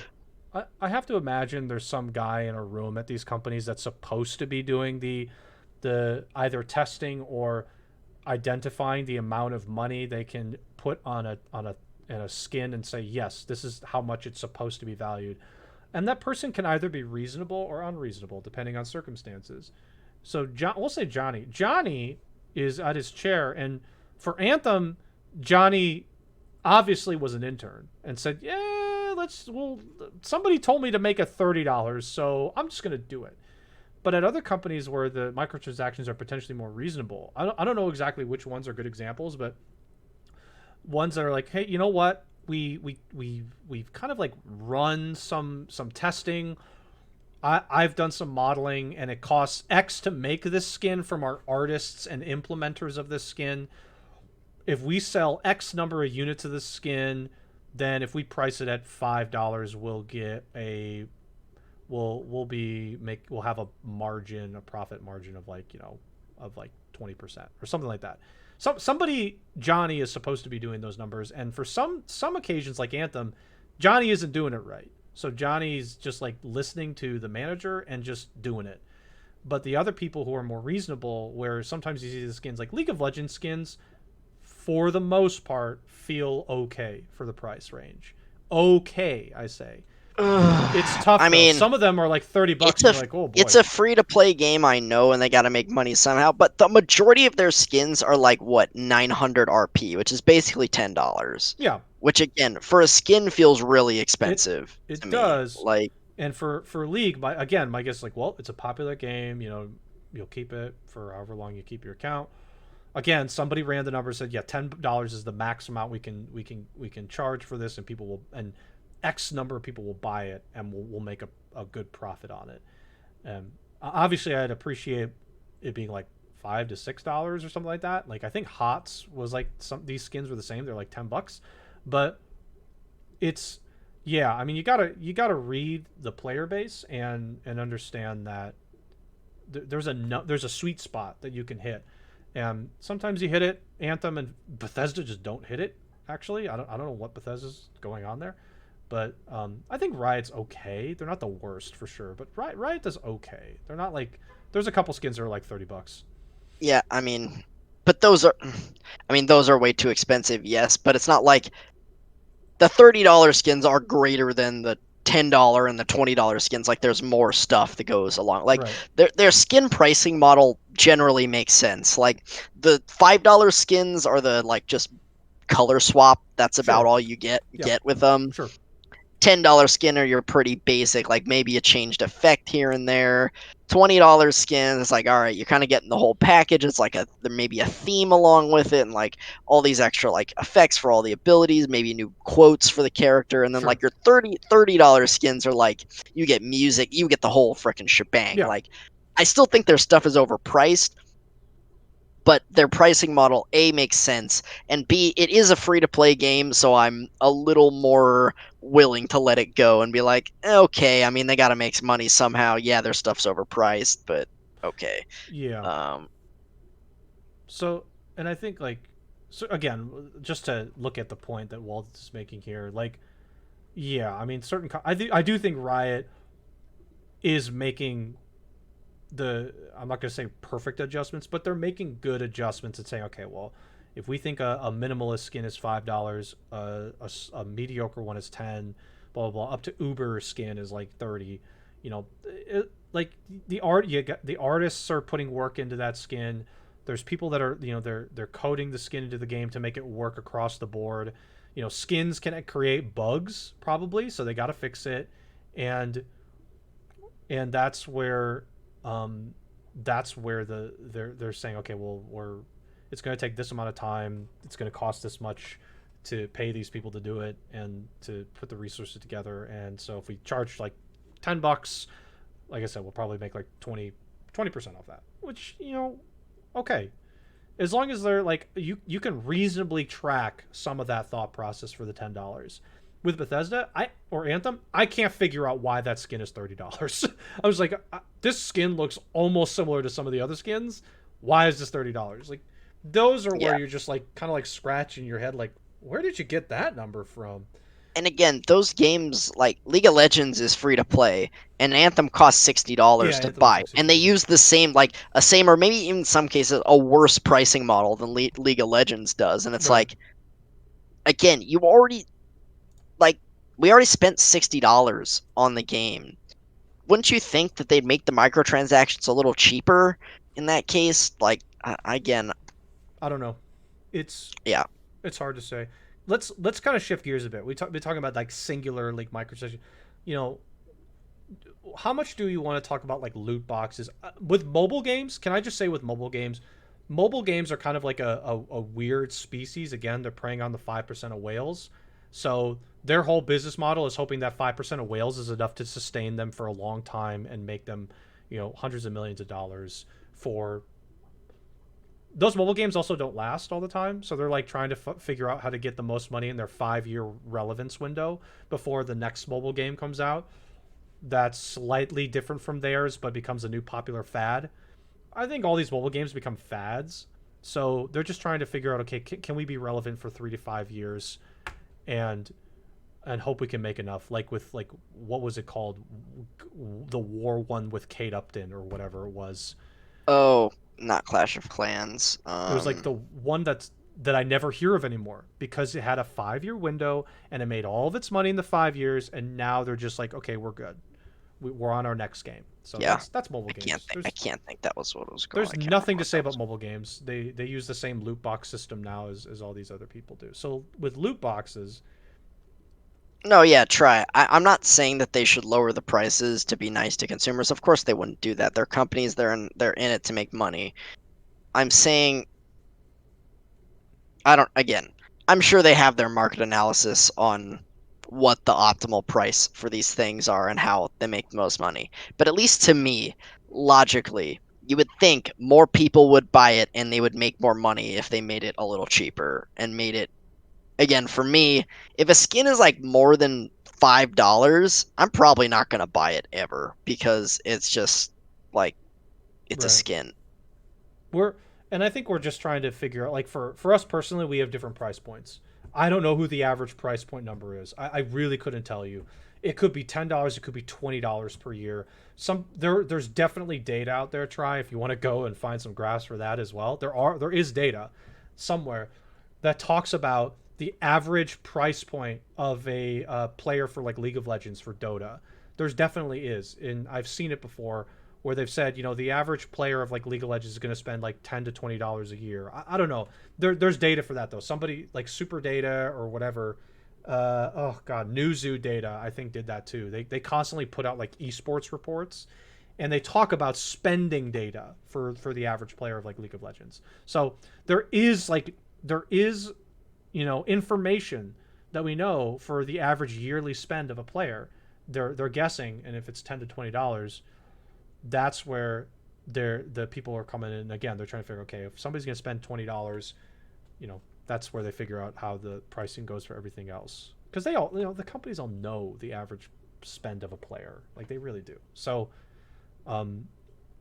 anyway, again, loot boxes. We have to talk about loot boxes. It's like the most infamous microtransaction I think around. So um No, I didn't say it. I don't think I said that it was ethically wrong from a pricing standpoint, but I mean, I don't know. yeah, it again, let's Yeah. uh, I gotta be honest. I want to bury this right now. I'm gonna bury it. Oh, So, Walden, oh, first sorry. of all, My bad. My well, bad. we're yeah, yeah. Sorry, we're trying to watch and think at the same time. But again, loot boxes, Spoon. God, I don't know which games in particular, whether they're like offensive or not with loot boxes. Like, do you have like a general thought on how you feel with loot boxes? And I don't know if we've ever like, I don't know if we've recently talked about this just between ourselves, but Uh, like what HOTS has loot boxes, just as example. Like yeah, I Overwatch has, actually yeah, don't mind them that much in HOTS. I'm gonna yeah, be honest. Like to buy them, they're super overpriced, and I would never buy a loot box in right, HOTS. But you earn them at a reasonably quick rate in yeah, HOTS, and yeah, I mean, there was way too much stuff to ever be earned in the game to ever be earned through loot boxes because, sure, dupes and, whatever. But in sure. HOTS, I didn't actually hate it that much. I thought it was fine. It was loot boxes, so it's not great, but as far as loot boxes go, I didn't mind HOTS at all. Um, Yep, I would agree with you.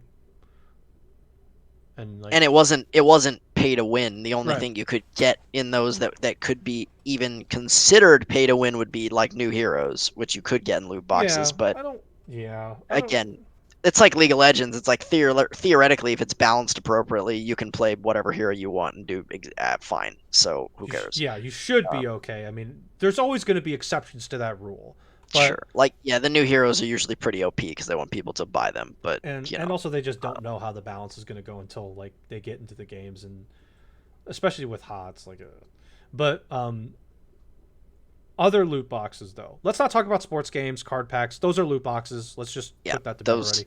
fall into loot boxes, but we've Talked we've about beat that to Yeah, death we talked already. about Battlefront. There's one I want to talk about actually. You played Call of Duty World War Two. Yeah, it's called Call of Duty World War Two. I think it's a recent one. Came out like 2 years ago.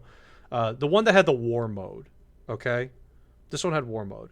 I don't know if you knew this. I think you did because you had to have experienced it once. Think about this Yeah. though. They tried this and got backlash for it. This is a loot box system in Call of Duty World War Two. This still exists, by the way. They haven't removed it, gotten rid of it at all. I don't think. You can you can roam like a player hub, and you can see Yep. other players in your The hub. supply Yep. drops. The I supply know what you're drops. talking about. Yeah. You can see other people's supply drops, and you can see what they get. It's a it's a tactic. They're trying to push people to say, "Oh, look, that guy got a cool," or that person got a really great item. They got a legendary item. Let's show it to other players so they feel enticed to spend loot and get loot boxes too. What a scummy tactic. I have nothing to say, but I just wanted to point out that it's just scummy. Like I can't believe that. I can believe that they would think that's a good idea. I just can't believe that someone decided that that was ethically a good idea.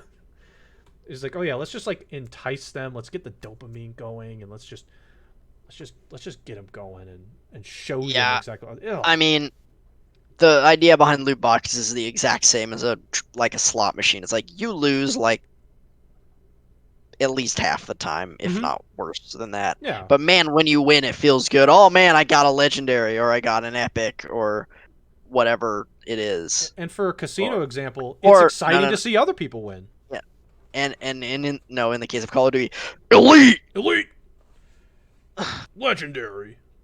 No, I think that's like something else. But with Um casinos, they're using a casino tactic though, really, yeah, where they are. They're using a casino it's tactic. it's if when you see somebody else win at the casino or like in their game at the casino, Like, like oh if it's a man, I poker could game or win. something, it's What if exciting. that could be me? I could win too. Yeah, and they did that. They basically pulled a casino tactic like completely and said, "Oh well, if other people see that person get a legendary, they're gonna want to get a legendary, so they're gonna want to get a loot box." Ugh.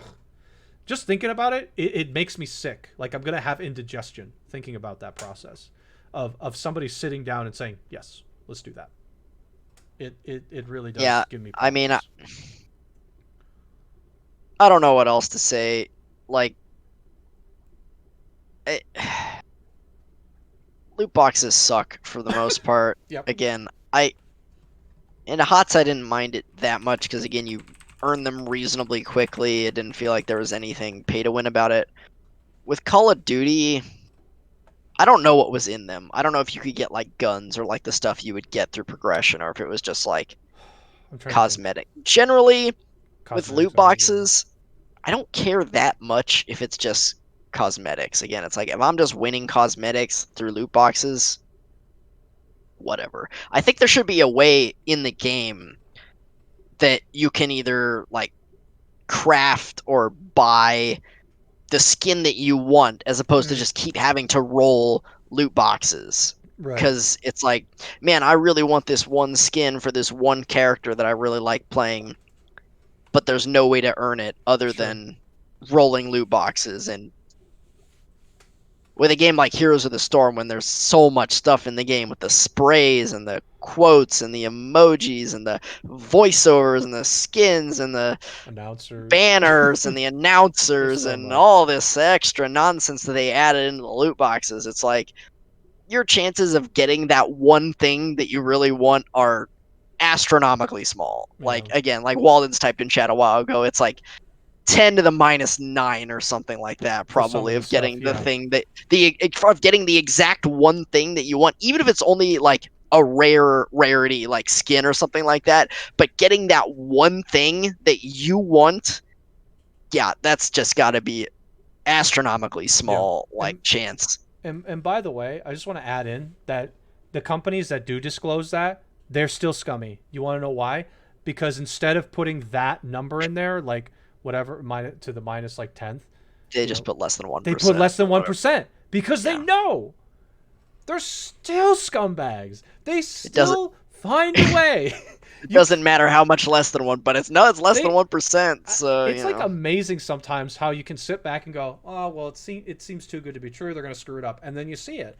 It's just like you it's like when you're watching someone like do something, maybe they're doing chores, and you just know that something bad's going to happen, like something's falling, it's something like this can's at the edge of the table, it's about to fall, and you can just sort of see it happening in like in your head, you know it's going to happen. That's what some of these companies, you just have to get, at some point you're just like, okay, this seems too good to be true, they're being too good about this, something's going to happen. And it like some of these companies, just it's amazing how you can calculate it, and you can determine, oh, they're going to screw it up, just wait. Bethesda's starting to be that way for me now. It's like, okay, this Doom Eternal seems too good to be true, and then they screw it up somehow. Yep. um so it's loop, yeah, for me, any loot boxes that are adding any pay to win mechanics are obviously not okay. I think, like with HOTS, it's okay. I never had a desire to buy a loot box, but that's just me. I don't know how other people are. It's hard to say. Like, and with mobile games in particular, like I said, I don't want to talk about it, but mobile games, a bunch of those gacha games have those loot boxes. Oh man, are they gross? They are. Pooh, they are bad. They Yeah, are I mean, bad. I played Kingdom Hearts Union Cross for a while. I don't think I ever paid any money Mm-hmm. to it, but yeah, the gotchas are rough. Gotchas are really Um, rough, dude. It's I don't like doing them. I tried Fate Grand Order for maybe like a week or two. And Fate Grand Order is a it wasn't too bad actually. I didn't spend any money and I got some pretty good stuff. But they do something, they always find a way to entice you. So the way they do it, you get like a party of a couple different people that you can play missions with, okay? You, one of those party members is a substitute from a different player who's playing the game. You can pick any one of them. It's a really high level, usually a high level, like cool character in the game. Like maybe it's like Saber or something. So they entice. That's a way to entice somebody though to get more of their boxes, is to, well, you've got your kind of like weak to mediocre team, but that random person over there has Saber, the one that you want. Why don't you see how it works in action? It's like there's all these subtle yeah, tactics that they do, and Union Cross had the exact same thing. Like you'd get your it's, set of like five medals that you brought, and then you get to pick like a friend yep. medal that you can That's take the, oh, to the that's the game. standard. Wow, that's like, to me, I think that's like scummy. Even when I was playing, I was like, oh my gosh, I can't believe it. I know why they do it too, and it's just it's every single time. Just like I can see if that's a standard. That's Yeah, oof. Oof. the thing in Union Cross is if like you would pull medals, they're like they'd have these banners and like they're like 10 pulls. So when Sure. you pull off a banner, you get 10 medals, Okay. and you know you're guaranteed like you know at least one of a certain rarity. But there's always like the special medal that's like you know it's the Zemnis banner. Like this is the one that you want. Mm-hmm. But if you do 10 pulls, you are guaranteed to get This, yeah, the big one. the You Zemnis, get the big the big one one. for So people. it's like, but 10 pulls is like 30,000 jewels, which is like probably $100 or something. I don't remember what the So conversion rate is yeah, in that game. I wanna So I wanna comment on Try's comment here. He said, in its defense, I thought it was cool to use friend units and be able to get help with missions. Of course, and that's like what you see on the face. But I'm telling you, I know it's the defense, but in reality, the person that's thinking of that mechanic isn't the only person that's thinking of the mechanic. And I'm not like saying you're wrong or anything like that. Don't, I want to be clear. I just want to say that there's two people looking at it. There's the game designer person that's looking at it, and then there's the monetization guy. And the monetization guy, in the game designer, they're talking. They're going, "Oh, well, we're thinking of doing this sub thing with, what do we? How can we like entice players to get more of these loot boxes?" And the monetary person goes, well, what if instead of your own three characters, what if it's two of your characters and a sub? And the sub is another person, so that entices you to buy more loot boxes to potentially get said hero. That's what's happening. So like I said, I know it's the idea, that's, you're looking at the game designer side of it. The monetary guy though, he's right here. I think he's right here. And I think like me being cynical is probably true, but I think that's also why I do think that's what's happening, because there's no way that person, I don't know who what that title is, he's not sitting at the table as well going, oh, that's a great way to entice people to spend money. He's at that table helping with, not necessarily like helping with game design decisions, but explaining different ways that they're gonna increase their monetization numbers. That's I could just, it's not even just being necessarily cynical. It's just I can see a universe where that would happen, because they they're trying everything they can to, like I said, I think they're just trying to stay relevant for 5 years or more. Like with that, like, again, I don't even remember. It's like something war with Kate Upton. You don't see it ever anymore. I don't Wasn't it even. just like Game of Game of War? War. You saw it for Is that like what it's three called? years, 2 to 3 years, and then it's gone. Poof. That's the goal. Be relevant for 5 years, make your hundreds of millions for that amount of time, move on to your next game. I think Yeah. that's the idea. The other thing I want to mention, and this is another like scummy tactic that companies that use these kinds of microtransactions, loot boxes, and such have used in the past, is let's call it the good press tactic. Mm-hmm. They'll release their game with zero microtransactions for good press, and like people are like, oh man, EA, they're off the BS. They're like, oh man, they Yep. released the new Call of Duty. There's no microtransactions. There's no loot boxes. It's all just game. It's pure. It's great. We love Call of Duty. And then like a month or two later, they're like, here come the loot boxes. Here they come. Here come the microtransactions. Here's your battle pass. Here's your loot boxes. Here's all the Right. garbage. I think this happened with like Black Yep. Ops 4. I want to say Fallout like 76 did this too. They had tons of good press. Like, we're not going to do this. We're going to do this, and they all did it. And it, I want to like sort of add on to my cynical nature about this stuff right now. When you get to a point where, keep in mind, like I'm like of the time of that behind me. When I bought a game for that, like King of Dragons, that's it. That's all I got. But at least you got it. And then it started to evolve into more, obviously, with like Xbox 360 stuff. It grew further and further. And the reason why I'm so cynical about it is because I know how these people act. Like, we all think that they're nice, wonderful people. They may be, but at the same time, there's always another angle. Like, it's always political to a degree. I It mean, really is. I You, think the game developers are generally like good people who they're just want to just make good they're games. just trying to But make the game. but That but is true. but the publishers, your EAs, your Activisions, your Ubisoft, this is all they care about Right. They're is the trying to money. make. They don't care how good or bad the game is. If it makes money, they do not care. You could release the worst game ever made. It could have a 1.0 on Metacritic. If it makes money for them, cool. They don't care. Right. It's Do it true. again. It's true. They don't. It doesn't matter too much. So that's why I'm so cynical about this stuff too. Is like I got burned with Anthem, and that was the worst thing that ever happened. I sort of like got so frustrated after that.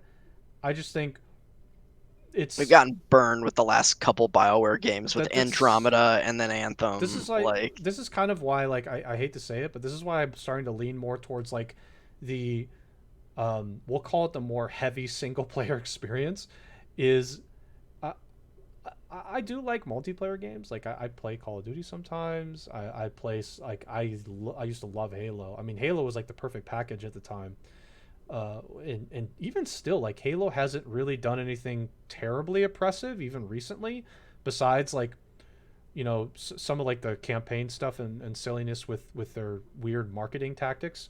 But like, Halo's been like doing some less toxic things. Like, I don't recall like really bad stuff like we're talking about with things like Battlefront 2. And like I said, the developer is here, okay? So this is a developer, like the gameplay guy. He's thinking he just wants to improve the game. He just wants to get it as good as possible. And then there's that little guy over here. And this guy's thinking, well, we gotta what's the bottom line gonna look like? What are our sales gonna look like? How are we gonna push this?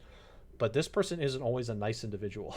This person sometimes is really figuring out ways to squeeze your wallet.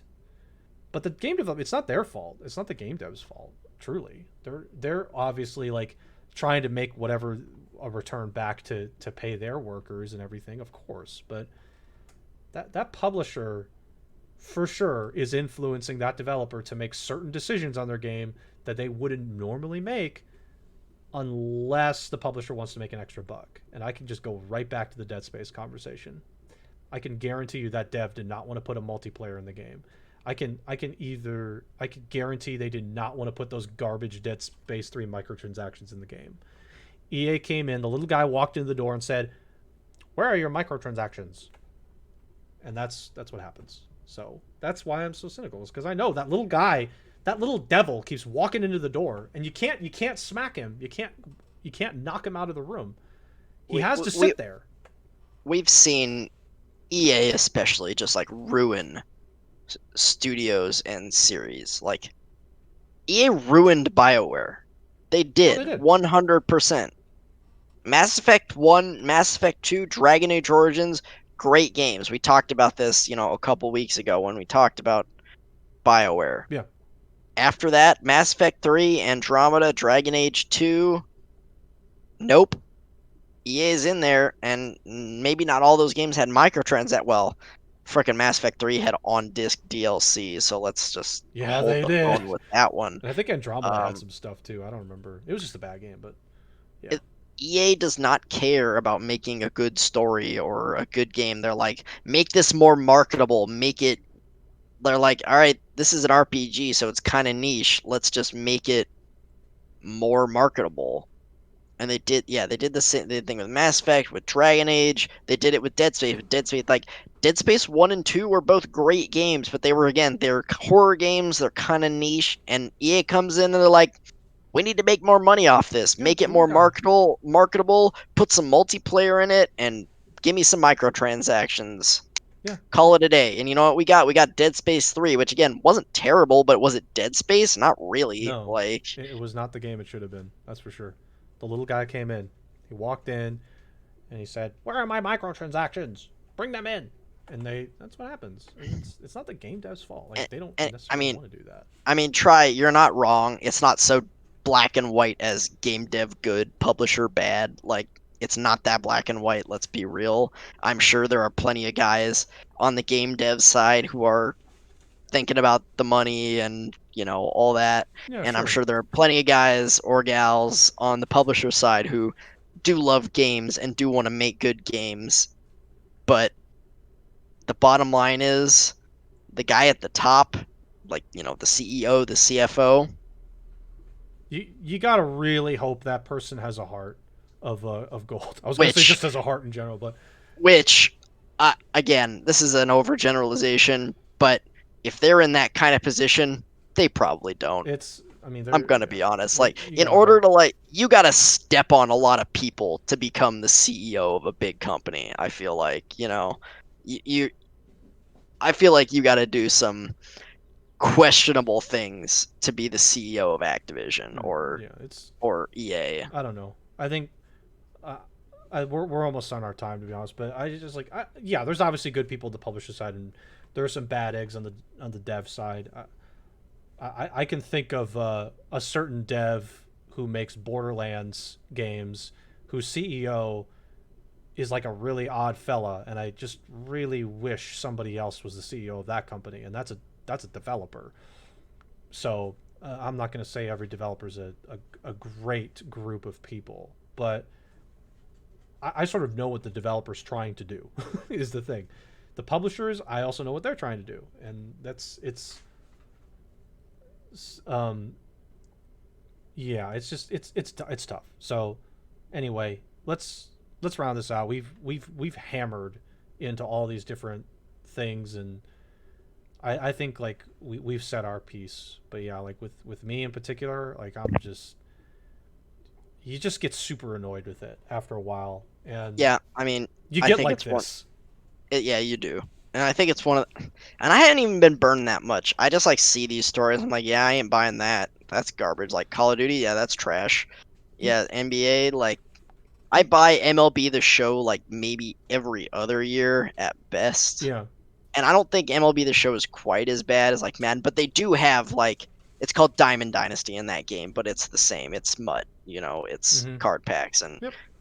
but anyways, but it's one of the reasons maybe that I just tend to stick to RPGs and play RPGs because I know what I'm like. I spend my $60, I get my game, and I get a story, I get some characters, I get some fun combat, and I call it a day. That's Yeah. about it. That's So it's like for me, like look, I'm excited about Pokemon Snap. Don't get me wrong, but like I become more and more hesitant with games now. Uh, the Anthem experience really was like life changing for gaming for me because I'm like, sometimes I just think, should I really pull the trigger on this? Like, I do still get excited about games, like with Pokemon Snap, but at the same time, like, I wasn't like Final Fantasy VII Remake looked pretty good on release and people were saying great things, but I still hesitated. I was like, I don't know about this. Like, who knows? I'm still worried even with my opinions on these games and how I feel, like I still get scared. So I do like to wait now, and I'll like miss the excitement, but at the same time I'll be sure that I know what I'm getting into. So I think like both of us sort of get that way sometimes. Like we both still get excited about games, but I I do, but I have my series that I'm until they go wrong, I'm gonna like buy it day one right, every time. yeah, Like sure. Kingdom Hearts is in that boat for me. Tales is in that boat. Like Persona's probably in that boat now. Like when Persona 6 comes out in 2032, I'll buy that. That's like that's the next KH4 2032.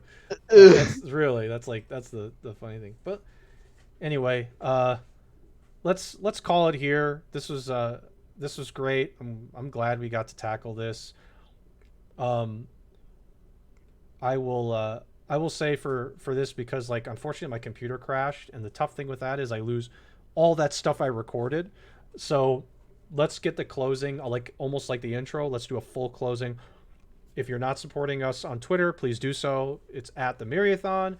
If you're not supporting us on YouTube and you'd like to watch our content on YouTube, please consider doing that. That is, if you search the Myriathon or Myriathon actually now on YouTube, will come up and just go ahead and like on Wednesdays, all the videos go up for Myriacast and potentially more content will be coming up there. Hopefully, given we figure out the full schedule of things like the Pokemon thing happening on Wednesday.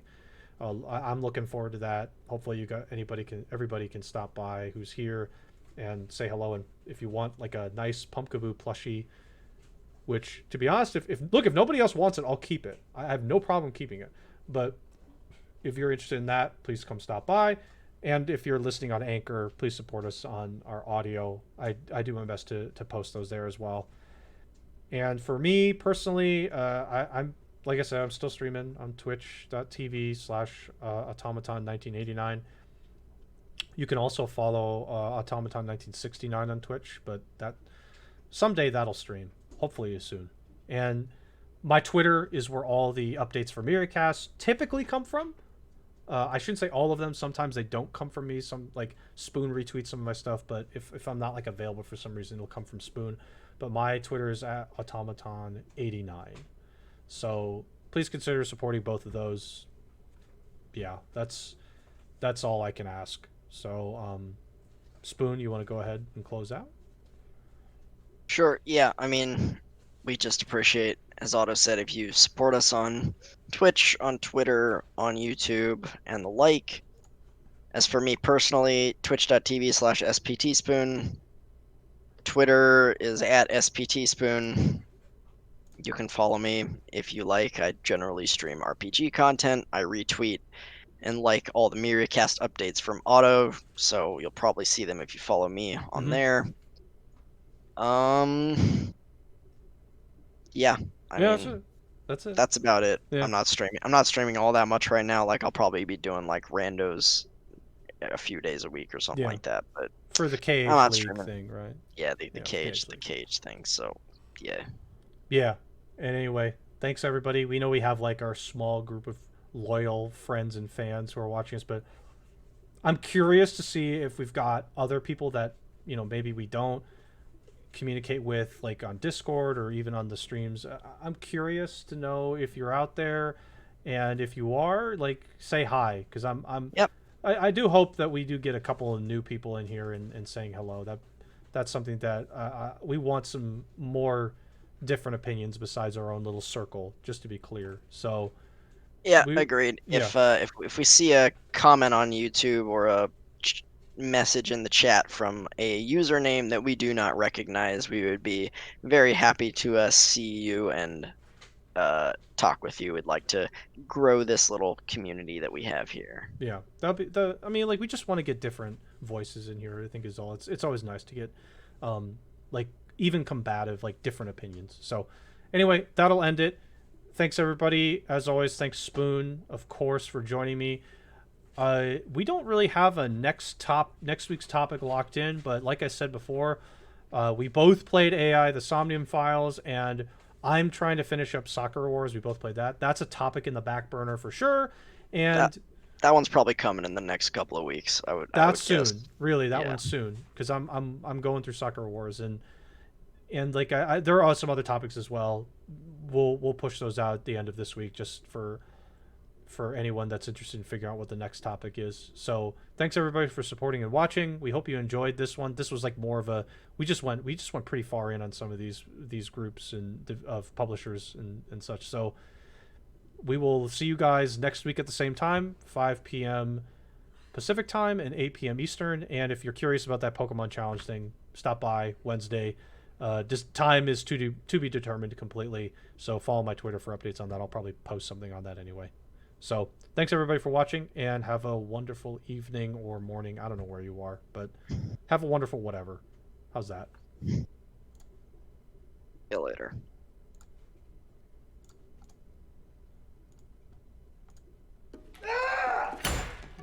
Yep, your experience.